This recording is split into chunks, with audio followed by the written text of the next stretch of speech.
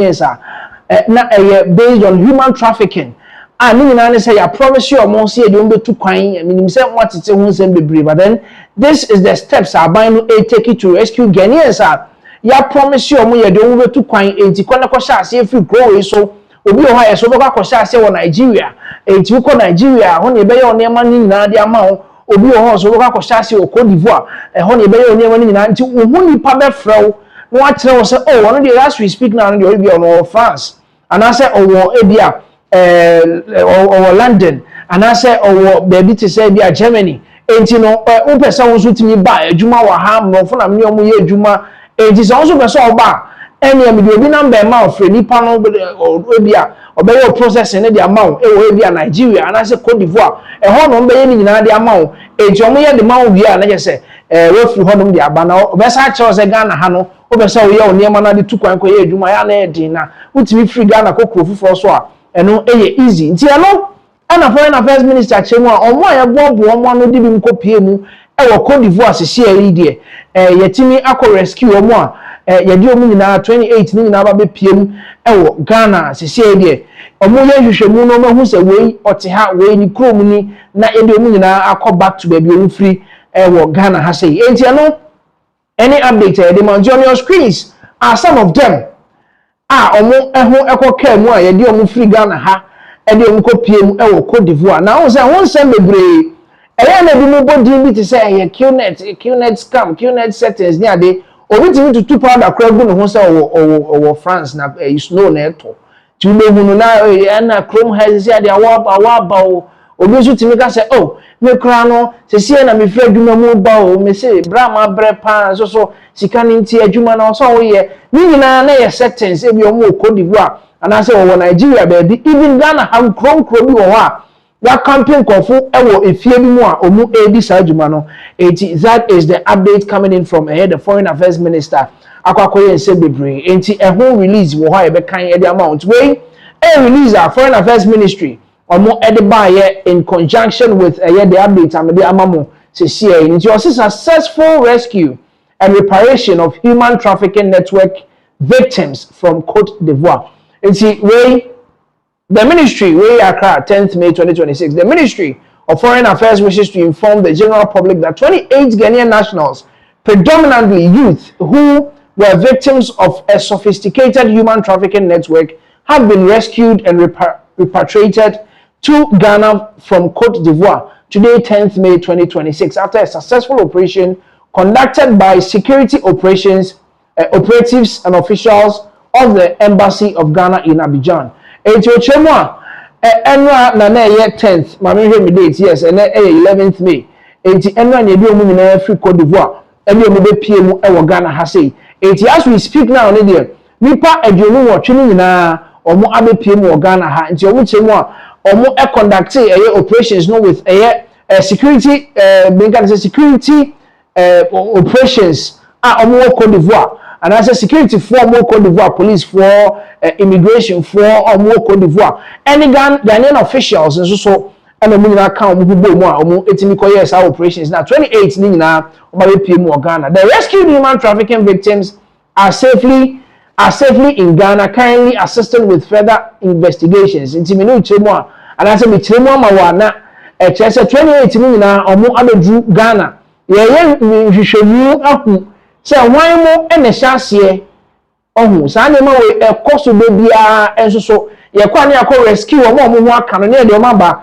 na omo say because upa for 100 bra o be san for 100 e free Ghana ha de o makopie da bi o be so de o mko bia enti sa hwehwemu we gie e be ha ni e die che ni hu say na be kwa kosi mpo omo share kire as mpanimfo no mo be chi omo na asa mo nchi omo na enye rescue ne nko akeke. Ghanaians are hereby advised to be extra vigilant and avoid becoming victims to such trafficking schemes. Meanwhile, the Mahama administration assures that all efforts are being deployed to dismantle these criminal networks and bring the masterminds to justice. They said them can do jano. Idea near rescue ni here. Omo share chire na omo plotting and planning no. Omo na wasa aban hwe ne echi omo. So omo na wose aban hwe ube kom no mpanifo it's not that the omo le Côte d'Ivoire fo some of them are from Ghana heya no makopie mu Côte d'Ivoire ho e no maye adwuma na adum pempenso bi omo esi omo na ye mpanimfo e no mu bi sa adwuma no e na Côte d'Ivoire fo angasa so bi e ye den e ka ho a ni nyina mu nyina ka bom e ye sa planning no ni plotting no e de e camping kofo e de gigi scafe omo ho oko Nigeria so the same thing I want to say Nigerian nationals are also part of this omo nyina e create some kind of a network omo e de extract sika every free amount for her. And on say as something say, when you say 4,000 Ghana cedis, you do go UK, you do go Canada, you do go Germany.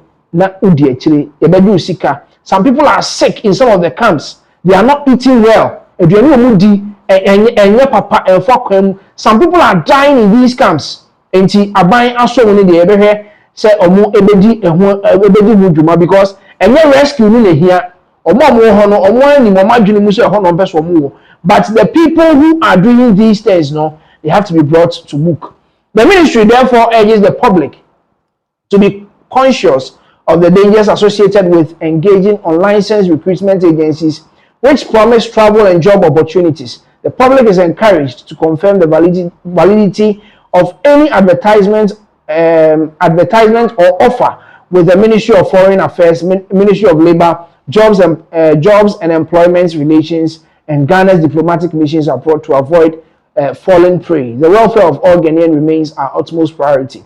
We to all media houses, Pinax TV, and Kebi, and Yede Emma for now. The last part in Chemwa, Ghana for motion we or your province or Juma unlicensed recruitment agencies. Almost check almost every side money now. Their foreign affairs minister. And our ministry no edi kokobo kese amagana for se monhwe na monhwe hunu se unya alert bi say job opportunity and obi po na afro waka chew take the details of the employing companies and I say take the details of how the offer no say the city bia and confirm with a Ministry of Labor and I say am on adwuma confirm with the foreign affairs ministry say the beya ohu enkonkokem na yenkobu emfa so eti eno any update yede emamo with a rescue of a nipa aduonu wotwe from la Côte d'Ivoire Ghana for no na so youth omo nyina mabunu ankomo tena krom ha na aban pa adwuma mo betimi ayero mo ho aye eno mo akoka adwamu na omo kopie mu ho sai aya na wonte ase what is really happening because ebe ye actually no na ase nipa no na adwene enkuta ne bio. People are now controlling them.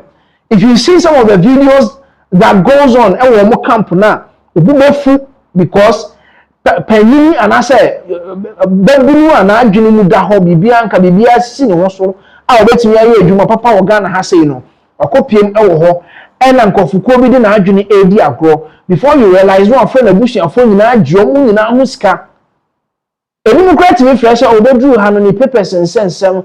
Na wehu obi also be yama no na ni sika nso enti no afrefie ni maame mo no oh ene so obenya papers dia na maame onso to anema wodwom akoboa ni sika nyina no na odi asani obi wo Ghana ha ana se odi asani obi wo Côte d'Ivoire na nipa no afeska no because that is their business enti eyense bebre obi nso wo ho o camp obi obetimi a promise so adwuma ne de ye oh se si e kwa na me ba bedru fie nkwa adwuma bibia e kama yeche ka kama okwa no pa be mo aduane awie be mo aduane anwumre u ba fie nso be mo aduane de aba fie ni nyina no aka che na se we na adwuma ne ye na obobo ska no na o de asende obi ida Ghana ha sei e na nipa ne be giska na Côte d'Ivoire na ya deje wa na wakopie mbi ansa na wo betumi atu kwan no because wo kopie mu ho a nipa na o ma wo send ska no wu no enti ebe che won se wo time betimi aswa mo atu kwan a gisa won so gisika wo bi ho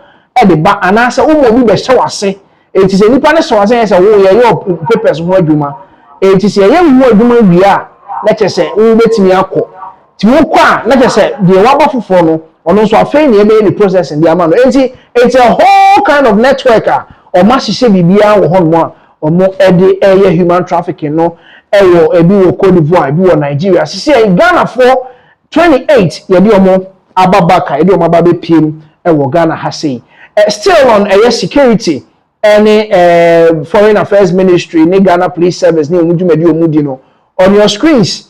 1,400 rounds of ammunition. Omo akwa hu e workshop bi ewo eye burger eno eye auto mechanic bi shop eno mako hu se sa na ma we egu honom enti ensem ni nyina ne say Ghana Police Service omo ho ana omo nya call eno bi de to omo nim say omo hu ne ma bi omo workshop na omo hu a omo hwa omo nse na hu ade kro enti omo ma me hwe enti hu say e bi omo kra hu say eye nema that is related to a tuo ne tuabo ba ne ho nema omo frey na ke say also omo ba no be checking. As we speak now, 1,400 rounds of ammunition no akwa piem ewo Ghana Police Service ewo Bogatanga asese eye omo ebeye mu hwehwemu ehu se ehemfo na de saa nyema we be piem wo Ghana ha sei workshop hompo no ne ko piem wo ho mechanics for na bi na omo ni amanfo ahyehyɛ ho na bia beja omo wo ho ana se sen na bibia tie. As we speak now these rounds of ammunition 1,400 was crazy no no akakodi Ghana Police Service omo akachi asese eye akoye enigisemo meeting aga asese eye step in the right direction omo be hwehwemu ne ehu bebia ne nyina ebekọ akosi. That is the updates coming in from the Ghana Police Service ewo Bolga to ansem no so na yede amamwa na wotwe wiye na doctor ya osmafo sapon papa yi ekọ na ji na wotwe wiye na busuafo ehweye epe no krabre ma asese eye yakata na chi kra na on your screens ni nani ni funeral announcement by gospel legend ya sapon CEO of the Asmafo band na 8th May 2026 na ye bo beko eyeni na eyiyo ni mu nyina niam ekokọ so ewo ye na sigina ye de eho update ebe mamo na medical board Dr. Yao Sapon Dr. Yao Osmafo Sapon and some people will be confused but then everybody the train mu de nti onya doctor me kan di hu ansa na wo free mu no na Bishop JY Edu head pastor of New Jerusalem Assembly and New Jerusalem Chapel papa yi sembe betu dwa ni so no na edrume bi no hwe ya sapon ne ya da homu no hwe no se ne ho beto no ne ade ma etire ye se ne ma ne be fa no fie papa no camp ne ade sembe bre but then eye na say and I say Thanksgiving service na say papa yi sembe etu dwa nti ye bekọ ne akọ Thanksgiving na say ye ba ne akọ back to eye na nkasa dey na see ye stars ben le kopie mu ho and san na manfo bobo ye what was really going on ewe ye na se di na bebra mu nti enko ne nti Bishop JY Edu na ye mra sisi Dr. Foster said yet never amara afidie bi kire se do pebi anakasa ro de bi da no kwati ha se ya sapo benya kwa this ye ko ye operation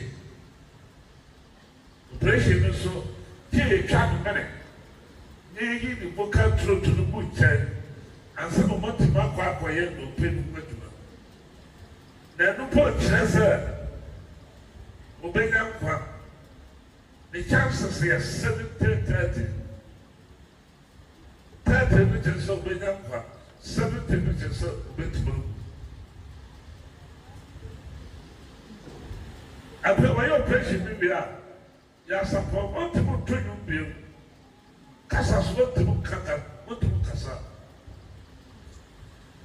that is what to that yes what we tell consider what the be the one that kasa ba ko pie ya support no be nim say agidifo nyina nsia sa kasa o say doctor me your operation adaya was nim say o jimfo bi baba bejeme o jimfo bi baba bejeme kachira wo dia o to nche say o jimfo bi baba bejeme do ra bejeme kachira no o jimfo bi baba bejeme ana ti ase sa o jimfo bi baba bejeme person na new ape bon se ma ya o support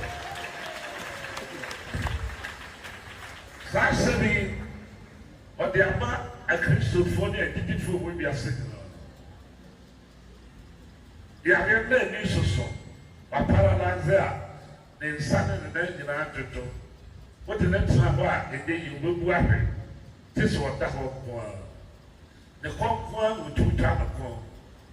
And so, or sending himself, or if you be my Baba Jimmy. Sapper no name. This was not a good thing. A connection, a man who made it there.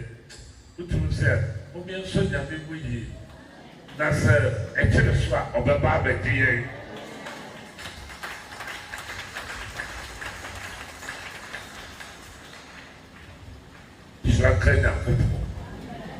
Because of that day now, what's Sunday and then 20, not 2020, was I and went to Mansana.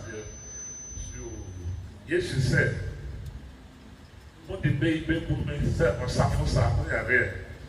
So, when you move home, Sama, who can be there out there? Yet I am soft for you, that's it. Yow, now I didn't do baby. Was the Prime says that the man 5 years. That be a man true. Messiah, the check, said, and for ye. He said that the song I support 5 years. Now 5 years and a super player, no, as not church said, it's a soul. But they don't make you must send an answer. He said that it's a bit to me that the sun will become. Like I know with him, I feel that you are support on camp or before we buy giving you. Not on Casa. And you said, Pinax said, when I'm a friend. You know, you know, your restaurant, around the bed, what the Xenophobia said, Mamma Brown, my town, Mamma Brown, my town, Diana Sabepera, Rami Rameta,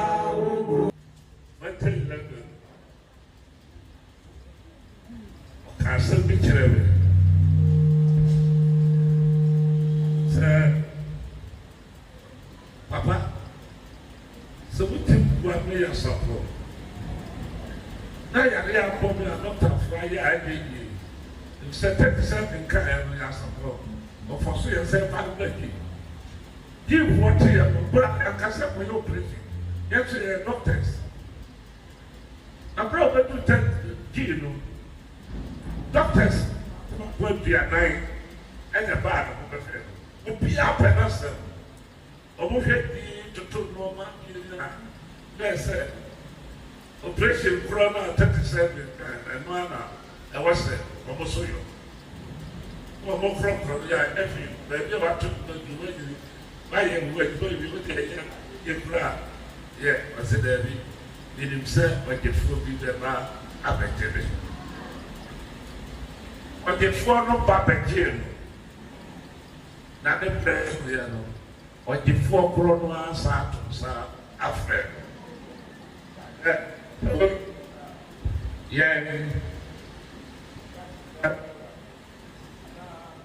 Enti no Bishop JY Edu ene ekote ne nkasa ode ne nsem to dwa kyerem de esi ye ma doctor osmafo ya sapon efri mu ne yare da ho mu ene nsem ane ka ho nyina papa yi edi to dwa ma ye nyina ye hu ye no na quickly ne ebekwa yi na se na anumtufo bebre ene omo magidin bebre enso ekopie ehie na se ema kama enti on your screens ehie na se ambulance and I say here's a kofa doctor ya sapon edini free na se ekọ emuseye ekọ emuseye eno ene wo screens no so no enti ono ene ede ne ba be hye hairs no na ode no akọ emuseye enti na awehosem ewo esuofia anase esuofua ewo asantemantamu a omo esuofua school park omo doctor ya sapon na yie enti edema course ni bi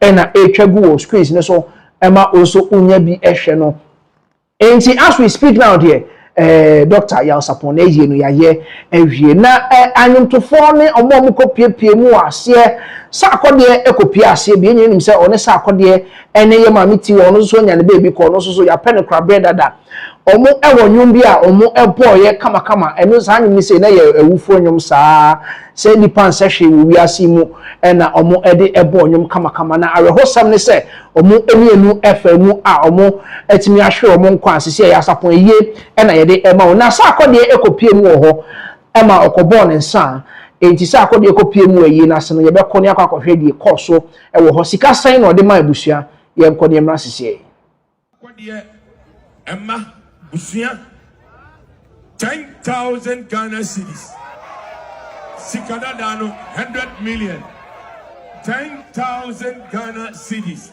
sikada dano 100 million yenu ya be ma sa akode obedi poverty bet oba pro ni minimum kakra ansa na den wako so monsa monsa eja monsa na botre Nana Kobo ne baro former producer yasa producer Nana Kobo odu hanama otia Nana Kobo anu odu ha wotia no eda mosi aseda ayeni abema sa kwadi 10,000 Ghana cedi besrew ebi akuta 550 Ghana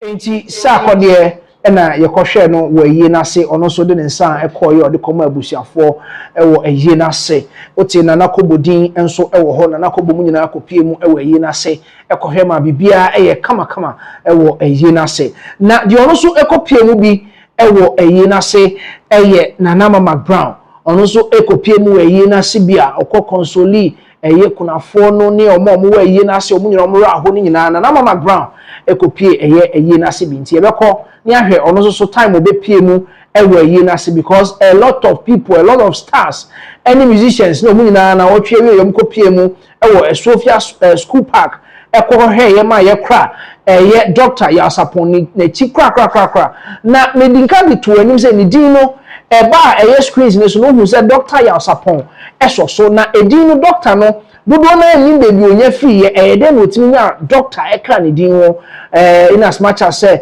na ekra ne din wo na bi mu yin baby free na eye man honorary doctorate degree na na otiase na somewhere in 2017 na odi 40 years in the music and as a gospel music industry you know and omo ede ehye na nimunya man no eye honorary eye doctorate degree no ewo Uganda Ecclesial Bishop Leaders Conference of Africa omo ewo Uganda omo they are affiliated to Kanyina International University and also ewo Uganda enti ho and omo man doctorate degree honorary doctorate degree e man be kan ni di ni ho as say na say dodo na friend doctor ya sapon enti e bia wo te say na friend doctor dada and as one here that is the update coming in enti update no say the de ema mo no eye na yie no say the esi koye omo be pie mu ye ni nkan ama update na da say sa ko de pie mu ho obonsa 10,000 Ghana cedis or de ema abusiafo say omo ya omo enfa kampata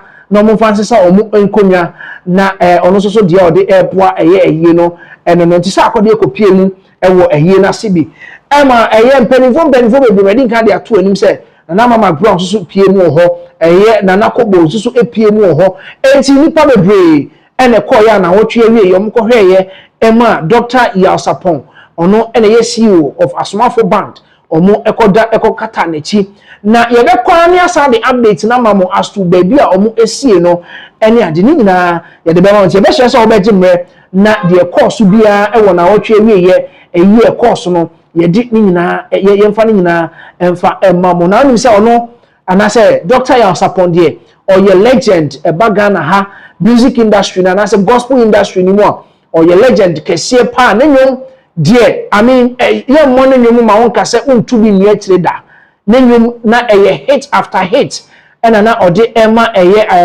Ghana for any impo amanonefo omu nyina no omu etie ni nyom ewo Dr. Yalsapon omutie ni nyom eti on your screens na say enema so ewo na say ebi na etwagu on your screens no eti na akwakoya rehosem akoye su ene ebi mo so hu ni say papa no abre enti at this point there hosenka na ye ma no ekoje na ahomia ne sa Dr. Jewa ye doing some bebre a odi tutu dwa about Dr. Yalsapon no otiemu adrumo bi de na etoto no na ehu because ne kowachi kase no na baby wo ho a wo se ye hu operations ni ade ni na aka ho bi enso bebre but then Nana Mama Brown enso pie mu ewo yi na senti ye beko ne akohwe hawa na console eye kunafo no ne mma ne nyina no ye nko ne akohwe na ye mra sese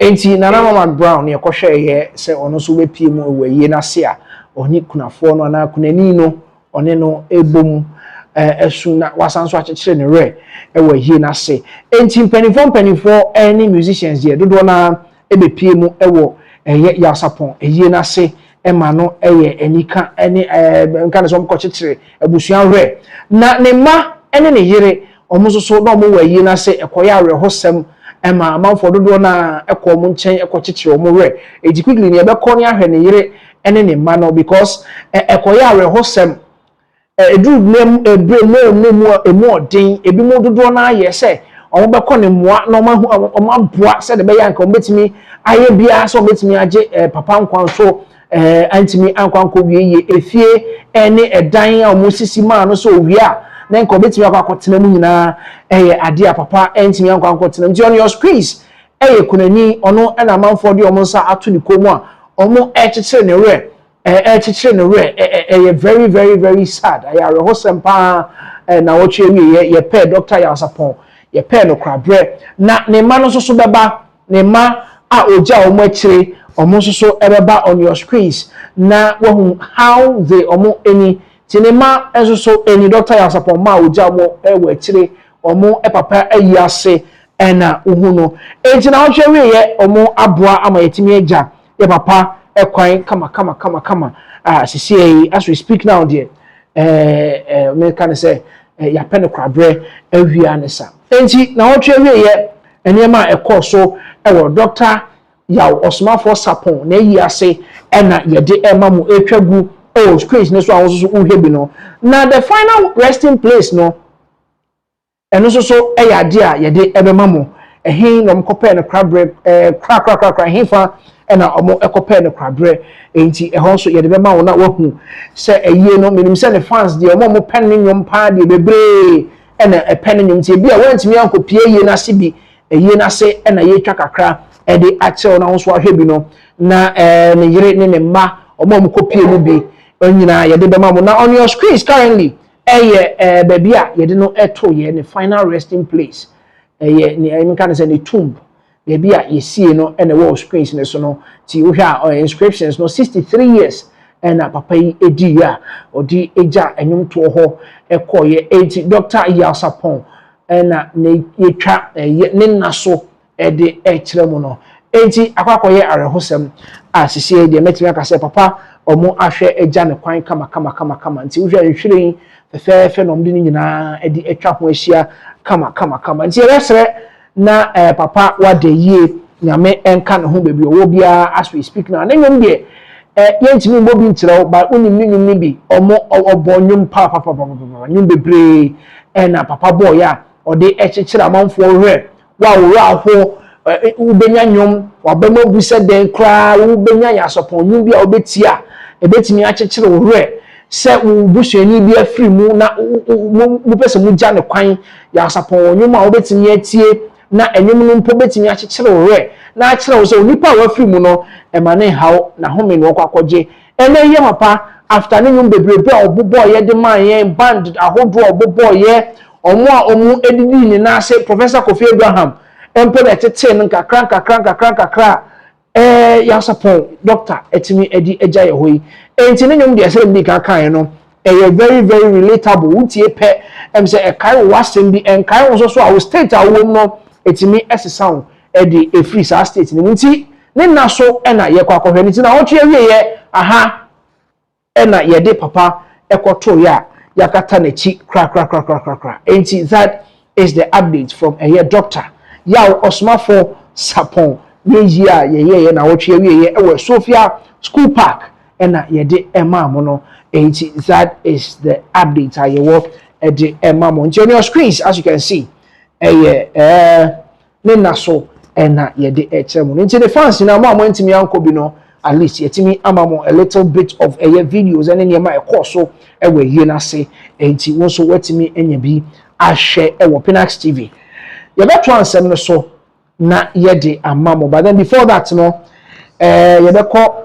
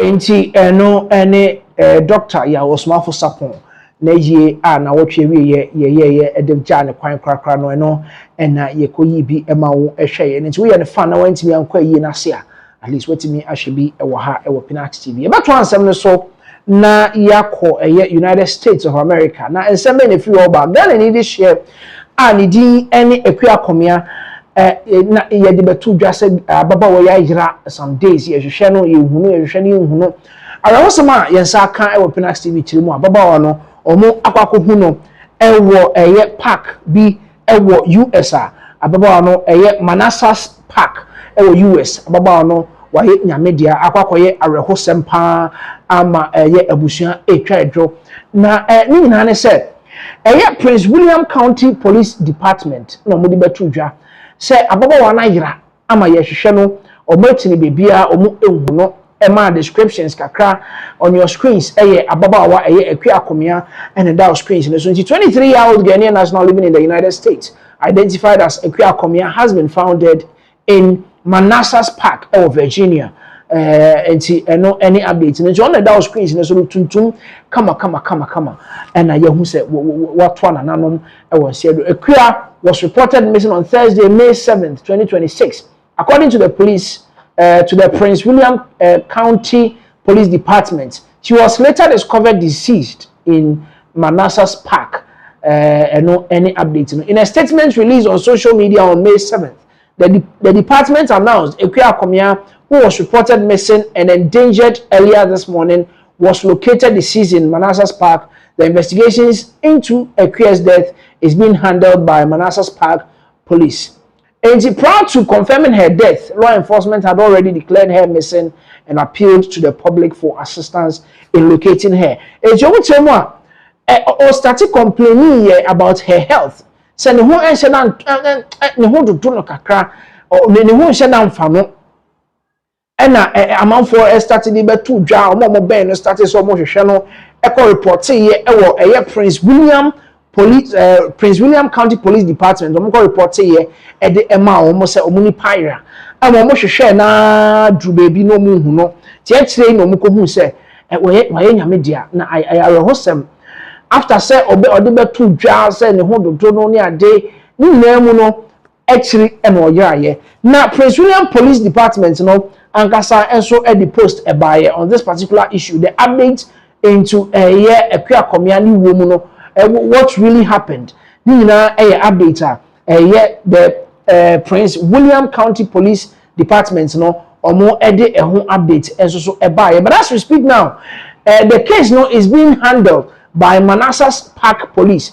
On say uko free mu obe krobi so a ufri krobi so na uko free mu e obe bi fufura me gonna say jurisdiction enti mo police department what that particular jurisdiction omo and the behwe and normal investigations normal handle case no enti as we speak now na dey Manassas Park Police Department omo and omo ye hwehwemu na ye hu say what really happened. But then we began to him say post from Prince William Police Department omo enso the post buyer we'll go through that post now more here say what really went on. So where Prince William County Police Department update a Komia who was reported missing and endangered earlier this morning was located deceased in Manassas Park.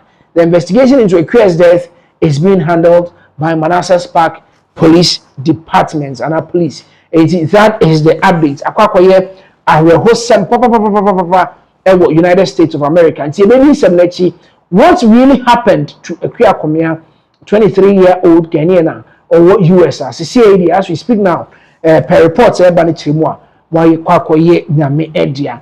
You best have to also in that same region, Canada, Ontario. Na na Ghanaian was also your suffer Pastor Emmanuel also ni Pastor Emmanuel Yeboa. Ono na da screens ne so assemble na to osofo.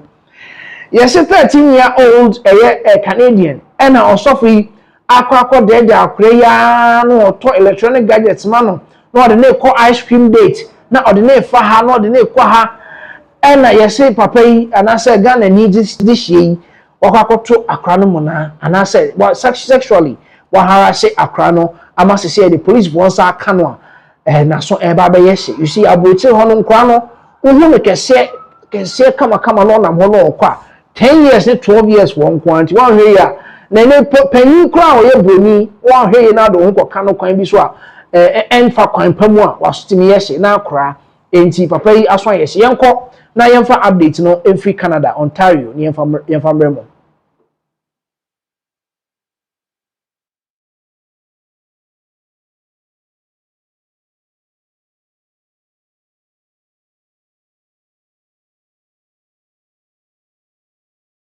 Yeboah of Barrie, Ontario, has been sentenced to prison for the sexual assault of a 13-year-old girl from his church congregation. The court heard that Yeboah, a pastor and family friend, used his position of trust to groom the victim with gifts like ice cream and electronics. Most of the abuse occurred inside a vehicle. The victim's trauma deepened when Yeboah appeared at her home days later, causing her to flee in panic. In May 2026, Yeboah was sentenced to 18 months in jail and may face deportation.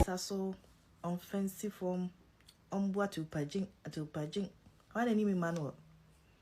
Edding a 13-year-old girl, or your sophomore, a be quiet, or international student, waba, I be Ghana for, or no one else some. Because when you're PR, Clay Nano may catch them so almost so 13-year-old, Una as or bear 21. Bobona suma, Bobona honey, and phobia home. That is the lifestyle people live here, and nobody is judged by how they look. No, one here, was them ever quiet to say Emmanuel Yeboah. Listen, we are Ghanaian ni no about Krumhanoma.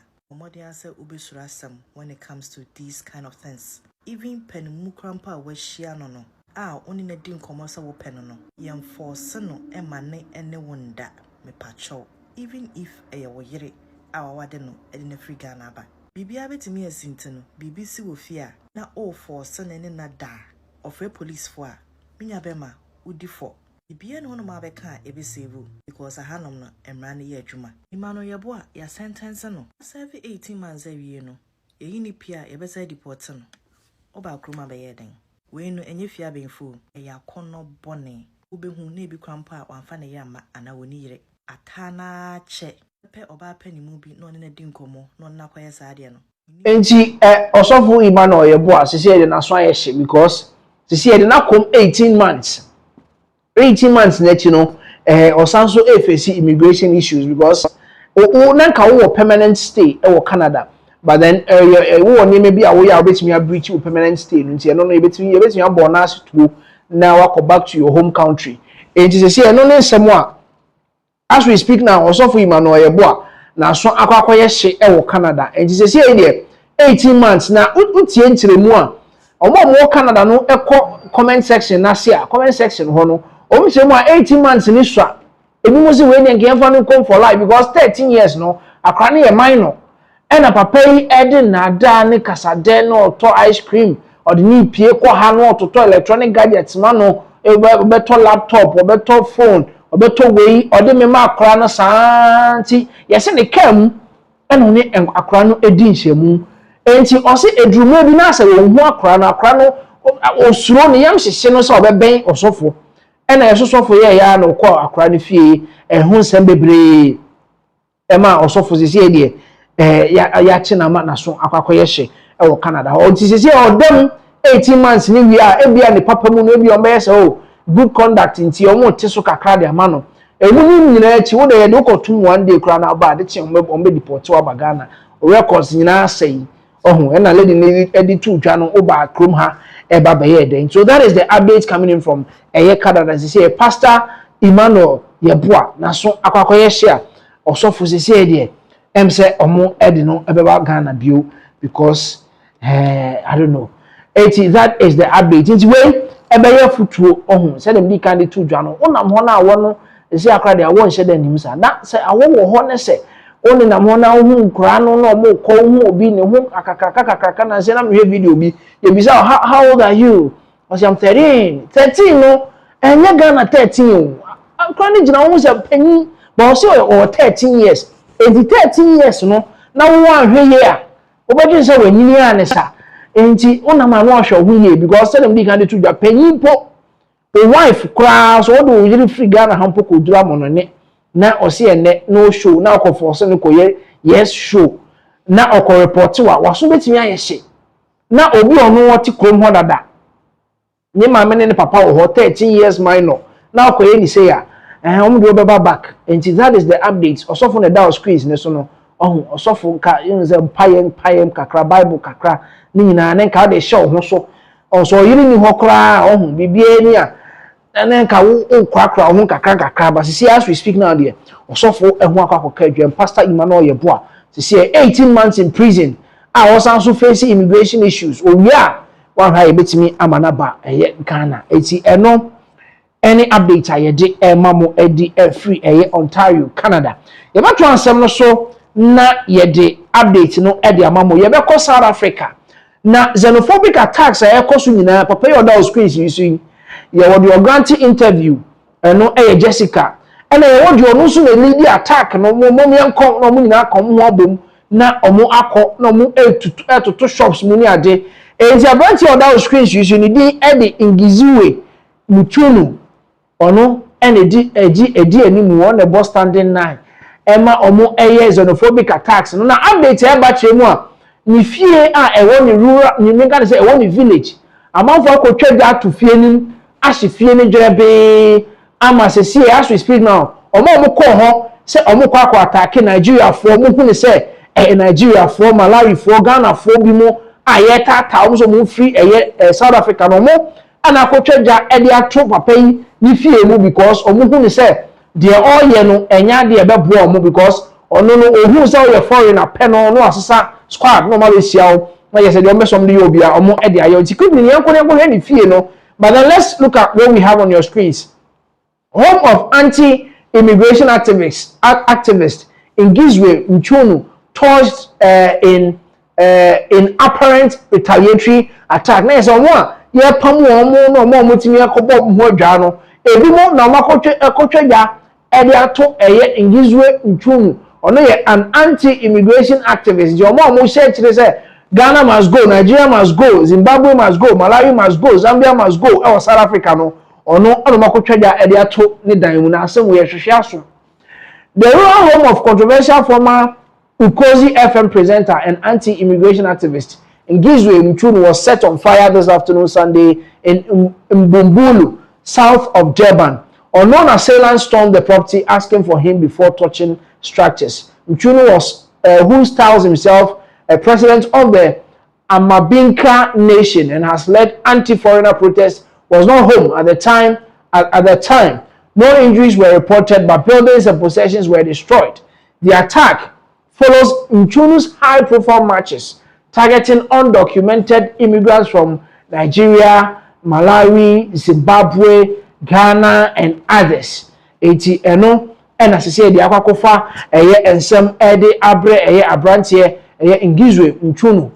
Sisi ede ni fie omo atwaja ede atomo mu hu ne se Nigeria fo ne Ghana fo na ye pam omo no omo an omo so ngwa ko retaliate omo so ko ye ne bibi ede asha nan ena makotwaja ede ato ne fie omo ko fie no oni ho obi empla na mum edan ewo area ho ne de omo atwaja ede atum. And others. It comes amid heightened xenophobic tensions in South Africa. Mchunu has not yet commented. Police have not confirmed details of an investigation. No arrests have been made. Quickly, yenko na yenhe video no what really happened. Ewo Mchunu ifi ho ne mra sisi. Ha bakufika abantu la. Bazofuna ungizwe samtshela ukuthi akekho. Baka lokho washumlile. Kufanele usinqomo kathi uflot. Na useCape Town. UseCape Town.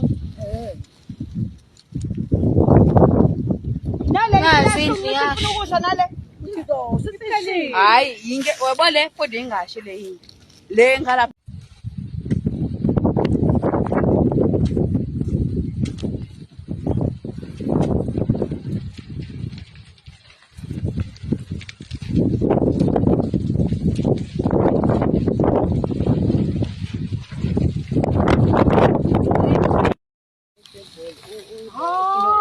Ha bakufika abantu la.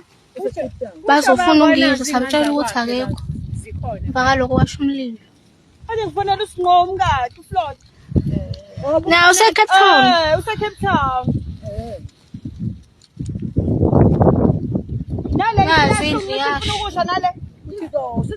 hayi yinge wabole kodwa ingasho le yini. Le ngala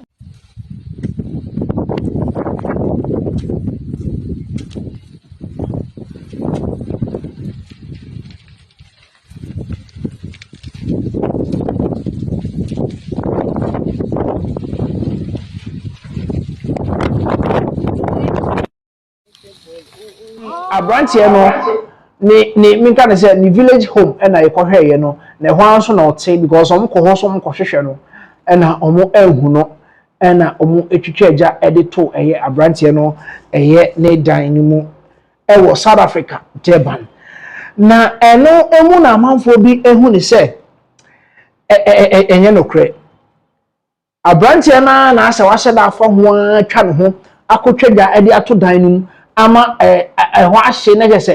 sympathizers will come in and be like, oh, if you are team because ama abrantie ba could be also so no activists sabi somewhere 28 xenophobic attacks you know say almost every year be a question ejomo mo libi mu ba so the same thing ama ewi ase no nko hu say ono an say the twa ja to mu a na say no dey pe senka omo beba ne moa na nka si ebi a full machine bi kra de ama no na omo hu ne say papa ndie ya esi because ehwehwe aso say me was South Africa force me to free chrome ho na me manko me amanko instead of say ba ko spend ba bia bom hu adwa no me ma ko fa fuo up penipa kaka na mo ka mo bom a South Africa force na mo betimi akonka mo akotwa bia ato the only match on match no makotwa bia bia to ne dan mu enti bi mu ne say abrantie na no share kire and I was that abokan kofubia bom se munko twajantum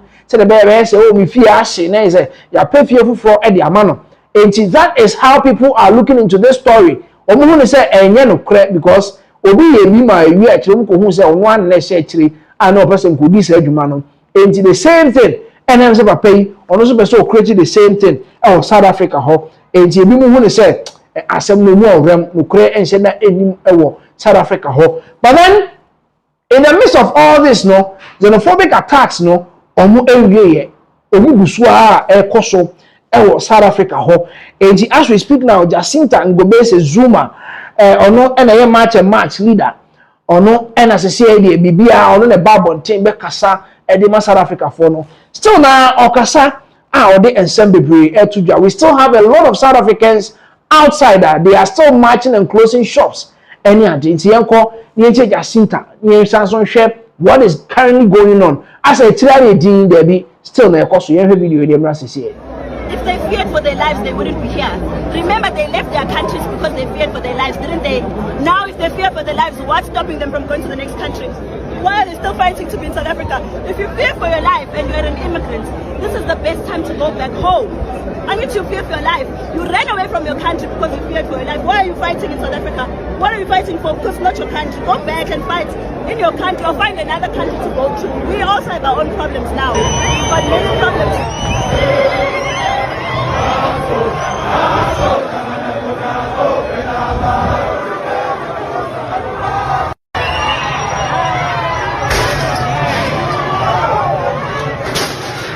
Home Affairs and the police have got to come together. And South Africa, as we speak now, no, the xenophobic attacks, no, still na koso South Africa. Amana kwakoye ensemble.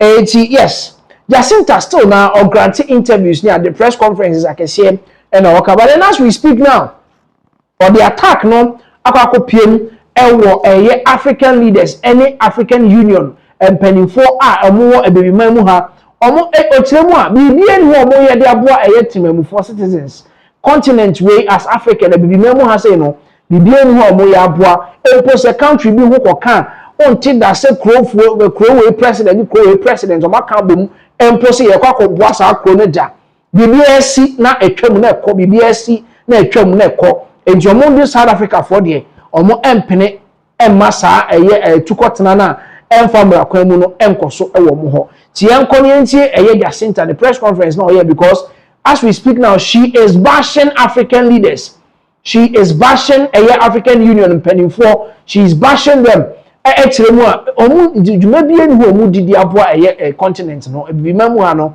Sudan enema ekoso wo nyina wante da se eyimpo akom ho abom so omokobo omo yenko ne entie Jacinta ne emra sese. I'm talking about countries who slaughter their people in front of television cameras.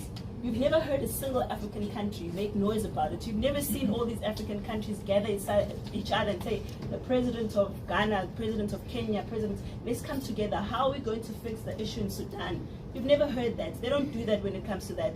They've never said, oh my gosh, in Nigeria, there's Christians who have been killed by Muslims. How are we as the African Union or people who are presidents of Africa who want to see the continent thrive going to come together and fix this problem? They don't care about that. Their biggest thing is about South Africa because they know very well they stand to benefit more from the resources and the minerals that they exploit from each other's countries. That's why they keep quiet. That's why even our own government, I know the Premier is going to be very upset because he doesn't like me criticizing the government. But unfortunately, as he's the Premier, I'm a representative of the people. I'm going to say it as it is. We have a lot of politicians disguised as politicians, but they're actually business people. That's why they put their business interests before the people, and that's why we find ourselves here. Thank you. President of Ghana, President of Nigeria, President of Zimbabwe, President of Omunyina, Omu Honum, Bibia Ekoso, Bibimamu has Omo Yomeni, Omo Kahoshe, and Anema Eko Bone, Ne Omo Pia, Omo Ekromufo, Omo Pia Omunyina, the Omo South Africa, Jomodie. There is nothing like African unity. There be no more share until the match is still ongoing on your screens. Still na a match, I question the question if you know. And I'm also okuta ejan eni nuane ma a odidi animu no aha ono ene baaye no ono eni ono ena bag sign ho no nti ono ena yedi nka de update ma wo se yakwa akwashi ni fie no eti as we speak now there enema ekoso wo South Africa enye ne ena omu ebewie na as we speak now say a free normal say yes amount for dying is anema no akọ demonstration enti who say police for air protect you omo enti say they fix the country e Ghana ha any save Ghana football demonstrations e course wo Ghana ha galamsey demonstrations they say sana akwakodu wo South Africa enti say no a demonstration and omo ye first one in there some of them were deadly, the people were dying, but then see a true demonstration, so they need to be protected. Omako Sikis on their demonstration, I'm a police for airborne Mohubaya or march and march in the so you could see some South Africans are cheering them on. Someone home now and free Ghana. Now as we speak now, the second Vice President of the Pan-African Parliament, ono Ghanaian, Dr. Xenophobia Rollins, Edin Samaba Betuja. Na him say South Africa time ono mo pray for ahudie no. President John Rollins as at that time boa wo mo papa mo $1 million Ghana cedis $1 million as at that time mo e de ko boa ye ma omo liberation and as omo fa ahudie no be so mo je no mo je ye.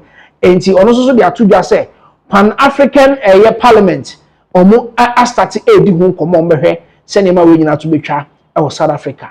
Yentie Dr. St0rm Rollins ne mra sisi. Indeed, the issue of the xenophobic attacks in South Africa are very unfortunate, and we have raised the issue because as we all know, Ghana and as well as many other countries on the continent, took part in the solidarity struggle towards the final liberation of the people of South Africa.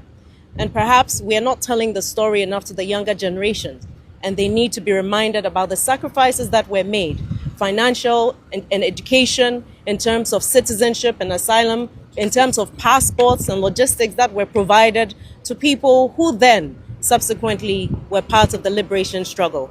And so we have a duty as members of the Pan-African Parliament to remind the generation that may have forgotten the important principles that bind us together as people of this continent. So indeed, yes, it's a topic that we intend to raise as part of the calendar for the Pan-African Parliament.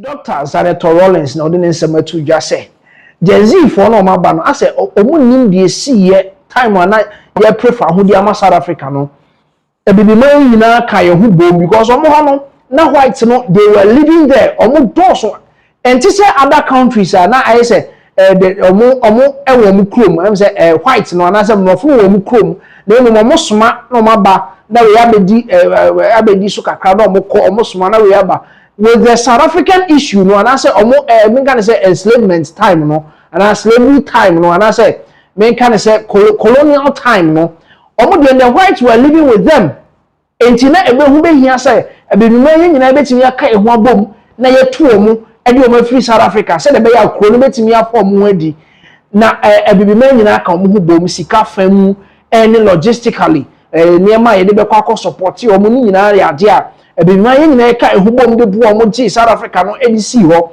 na Gen Z for no as they are not aware of it entina ma omu edi sa adwuma we e South Africa no ebesi ne time announcing Mandela oji tumoke nyehwe ne omu nyina betena as we speak now whites no they are dominating in South Africa omu ene omu woska omu ene wo nyuma kese farms akese e South Africa enti se ni nyina mu no na o fellow black person beba abetena o na be pam omu a Dr. St0rm Rollins say omu de be ko Pan-African Parliament no ma hwe how they can let them be aware of how South Africa no mgc ho any economy fa so betwa xenophobic attacks ni nyina mu South Africa. So that is the update coming in from South Africa. Xenophobic attacks. Also, Dr. St0rm Rollins and so edit Nano Atumubi as the second vice president of the Pan-African Parliament. Yabatu also na yaba Ghana hasei na some ekoso ewo abaimu the NDC abaimu na obo bia da kon opoku ono administrator edema the Mahama care and I say Ghana Medical Trust Fund yes also to need Mahama case no or the ensema to just remove omo sika twitwiridie efiri Ghana ha koso omo yare eho yare ewa amanone ene enkro ahodo so no se Ghana ha untimi sa ho yare a na tese ye ma osika se for to ko India for ko UK for ko France na ko sa ho yare enti sa ne ma na omo yeye ni nyina ayade a omo atwam and it doesn't fall under the Mahama care. It doesn't fall under the Mahama care. And so they send the way to Ja Emma, yes, so yes, I can be Tiabema, Mako, not Muso Makakuti, some of the two about the Mahama care. Anyone who took quite somewhere, I buy one penny for and I Koha, you call India, you call surgery, anybody now, almost say idea of a baby tram, and it doesn't fall under the Mahama care. Young Korean here. And then there's something that we keep getting.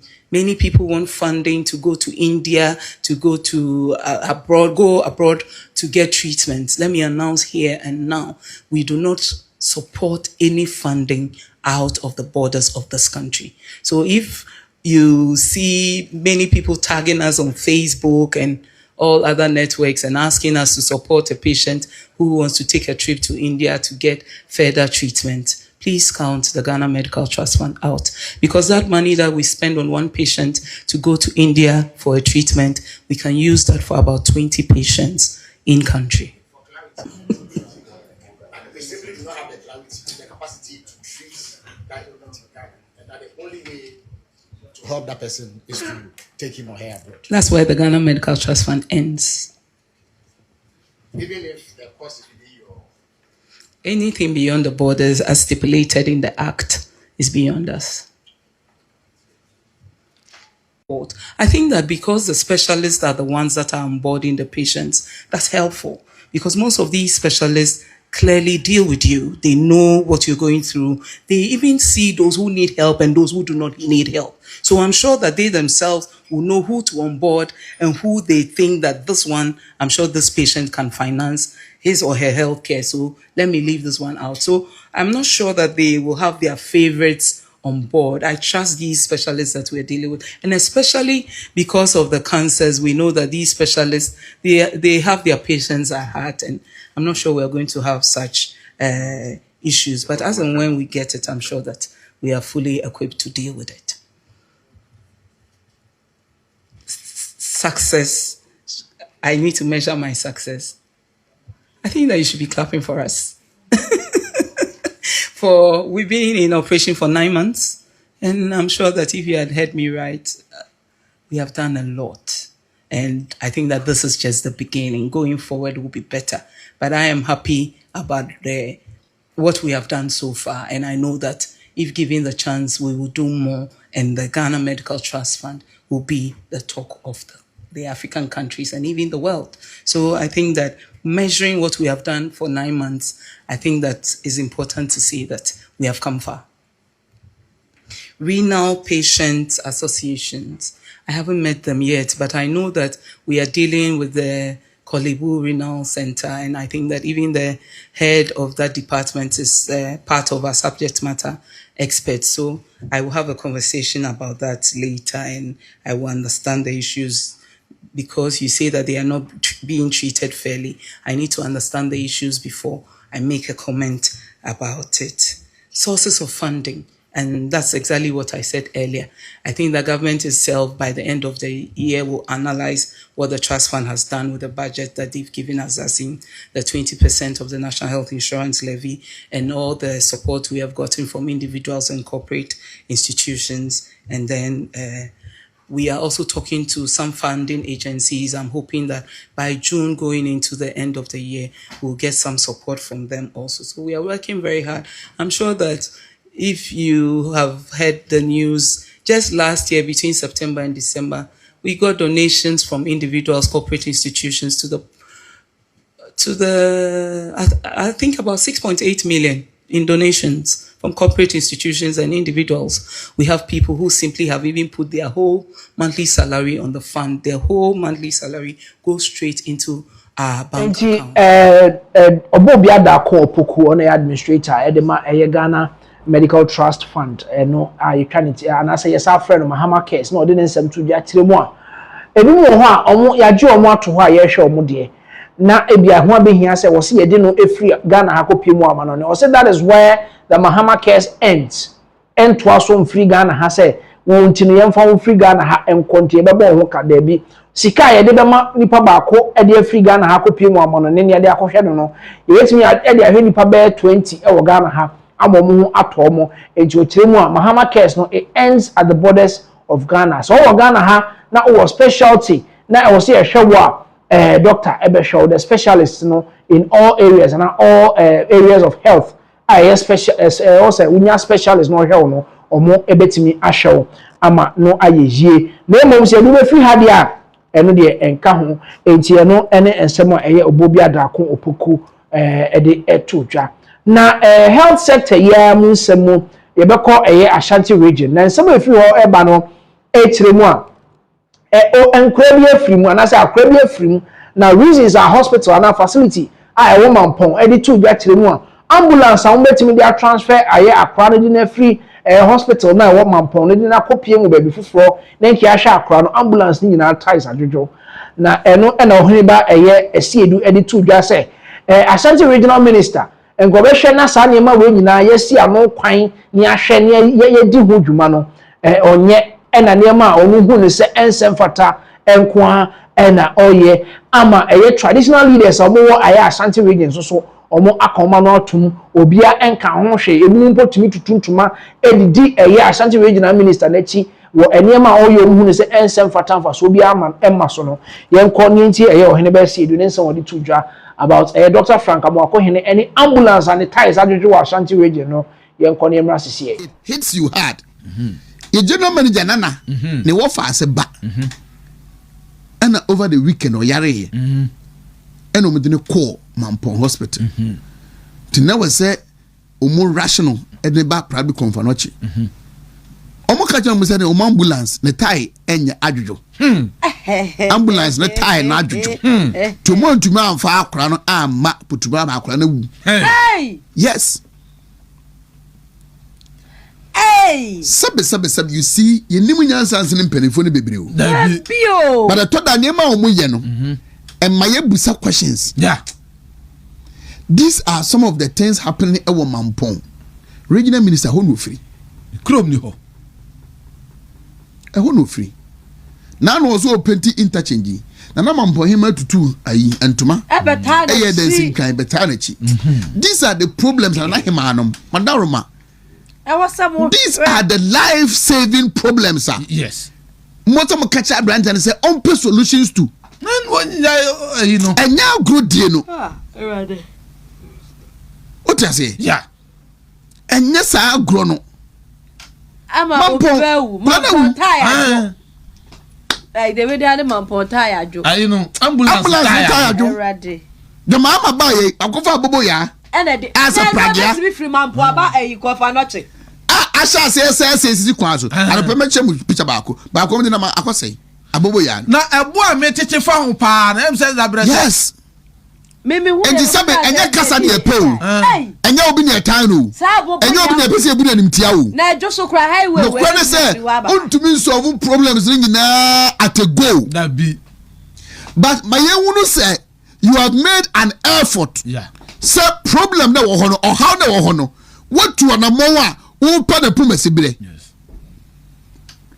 That is that. The be am ka omo so anka en ka omo I just say erade mo ya anu ti akra na wu na say eye wono a en ambulance kwa ni ho a ona wo to ked nanim ai endi ono na ka mu kwa na kwa ni da hwe be duru sesi a enka no ba bia ti e ka say normal awachimi ni awe ba se din ko ma je me gina phone so sa to me kasa obi eni bi akola nko obeye that be what I say and there are many of these such issues just that omuni come out for imagine that we bas near general manager na se we kote no wahi baba ko pa bi a obi eni di akira okokwalebu a okofim ne yate ho committee. I am hoping and expecting a committee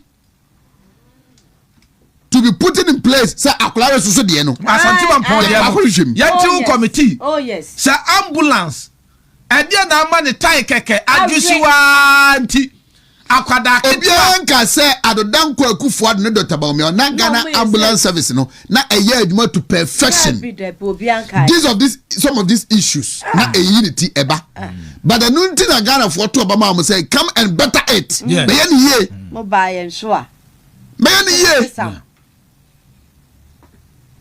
and then kwala are celebrating mediocrity and I'm very for combating kwala afu no so celebrating mediocrity petty issues and they entice you more kroma because ya mo bi appointment on the board so obi akwaji wey obi anya wey obi anya contract wey obi didi wa ha obi wa ha edu ono me a ni refi bibia okay on kind kroma Ghana kind man for Mrs. Saturday me there sum 9 hours from Saturday night to Sunday morning 9 hours 9 stressful hours Saturday obia so wo fio obia wo fie the heat na just say over na do one different and my phone be your phone easy judge my phone be nra and then what time the noise energy minister ba kroma comfort na about 15 land cruisers no the nam obere nam ha call you know problem no the one no transformers omuso mu install there the nyina no the doctor matopoku prempa abreso otoba aye no ana mutinti oba mama ya hwe nka ho onto hwe ma o frustrate ni ba okroma no sa adai ana sabe ya sofo ya hemfo na nanoma omuso meka bi no omadidi amenti omaka omuso so de omunko abenyanti omaka ma no atu appointment nti na what appointment kura kasa why adai sanya wonko a wo de na opre dia what appointment kura sofo nana kasa enkwalai busy for enkwalai edisum etretsum sa transore awi I am praying on the suma tire wie I am praying say it didn't affect their psychology the sum sa na what pe no I am praying say it didn't demoralize them na so ro mutimi try from this week eko once if we so be chance omuso betre sum musa and nobody talking about it obi anka wasem everybody is okay because I don't know yere ne ma omo you okay o manya sikasa ya bam otimi so genset aye solar panel to on 5 for na aka no ni atimusa why ambulance nyese ebi ni ho ne tie na adwo ebi wo ho ama ne tie adwo ni party for bi susu nyanse hunu no ma ye organize ye ho ye fa me ye ndisi for mfiri wo e magana